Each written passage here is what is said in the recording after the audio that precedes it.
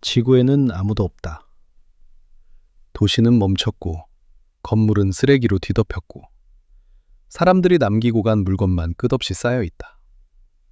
그곳에 작은 로봇 하나가 남아 있다. 이름은 월-2. 그가 하는 일은 단순하다. 쓰레기를 모으고 압축하고 쌓는다. 매일 같은 일을 반복한다. 아침이 오면 움직이고 해가 지면 돌아온다. 말을 걸 사람도 없고 자신을 기다리는 사람도 없다.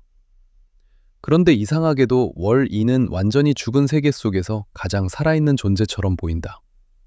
그는 물건을 그냥 버리지 않는다. 낡은 라이터를 신기해하고 오래된 전구를 바라보고 사람들이 남긴 음악과 영화를 소중히 간직한다. 그에게 쓰레기는 그냥 폐기물이 아니다. 한때 누군가가 살았다는 흔적이다. 한때 누군가가 사랑했고 웃었고 기다렸고 꿈꿨다는 증거다.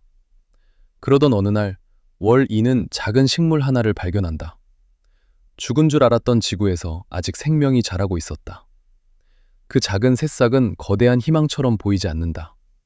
너무 작고 너무 약하고 금방이라도 사라질 것 같다. 하지만 바로 그래서 더 중요하다.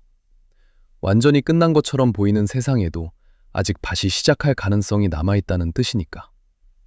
한편 인간들은 지구를 떠나 우주선 안에서 살고 있다. 그곳에는 모든 것이 있다.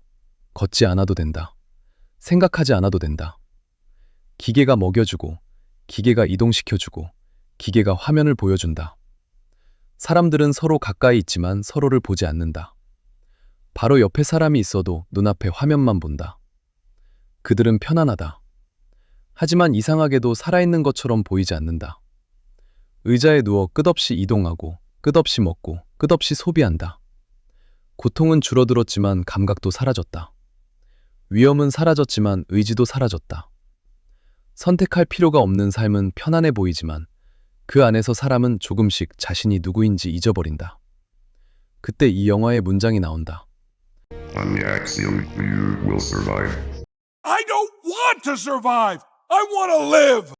나는 생존하고 싶은 게 아니다. 살고 싶은 것이다. 이 말은 우주선 선장이 하는 말이다. 그는 처음엔 몰랐다. 자신이 얼마나 오랫동안 그저 시스템 안에서 움직이고 있었는지. 자신이 조종한다고 믿었지만 사실은 조종당하고 있었다는 것을. 그가 본 것은 작은 식물 하나였다. 하지만 그 식물은 단순한 식물이 아니었다. 그건 지구가 아직 끝나지 않았다는 증거였고, 인간이 다시 땅을 밟아야 한다는 신호였고, 편안한 생존을 멈추고 불편한 삶으로 돌아가야 한다는 요청이었다. 생존과 삶은 다르다. 생존은 몸이 계속 움직이는 것이다.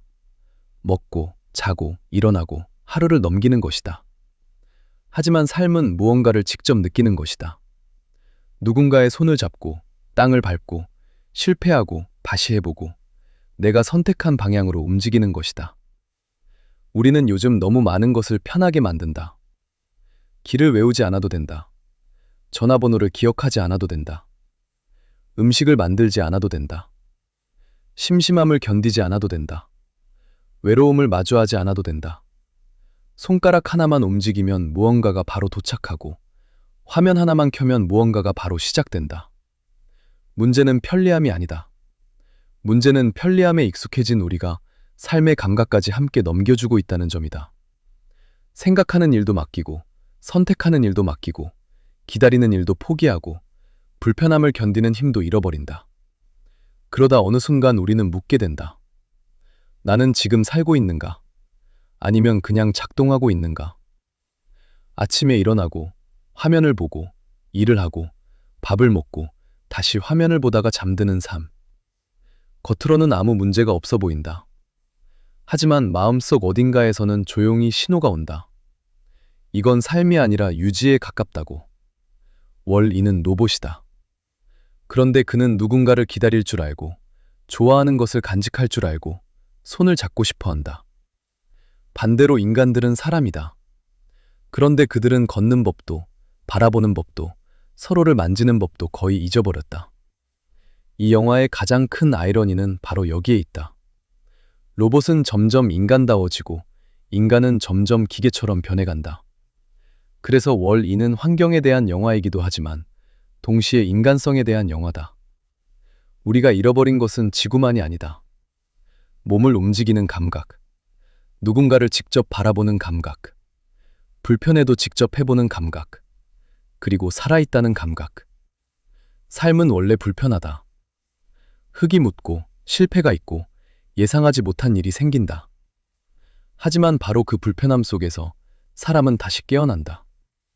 직접 걸을 때, 직접 선택할 때, 직접 사랑할 때, 우리는 비로소 살고 있다는 것을 느낀다.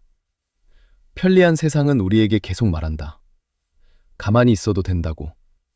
생각하지 않아도 된다고. 선택하지 않아도 된다고. 모든 것을 대신해 주겠다고. 하지만 영화는 그 반대편에서 조용히 말한다. 그건 삶이 아닐 수 있다고. 그건 아주 편안한 방식으로 천천히 사라지는 일일 수 있다고. 그래서 이 문장은 우리에게 남는다. 나는 생존하고 싶은 게 아니다. 살고 싶은 것이다. 단지 오래 버티는 것이 아니라 제대로 느끼고 싶다는 말. 단지 안전하게 유지되는 것이 아니라 내 발로 다시 땅을 밟고 싶다는 말. 어쩌면 우리는 거창한 변화가 필요한 게 아닐지도 모른다. 하루에 한 번 화면에서 눈을 떼는 것. 누군가의 얼굴을 제대로 바라보는 것. 조금 불편하더라도 직접 움직여보는 것. 그리고 내 삶을 다시 내 손으로 만져보는 것. 그 작은 행동들이 우리 안에 남아있는 마지막 새싹일지 모른다. 아직 끝나지 않았다는 증거. 아직 돌아갈 수 있다는 신호.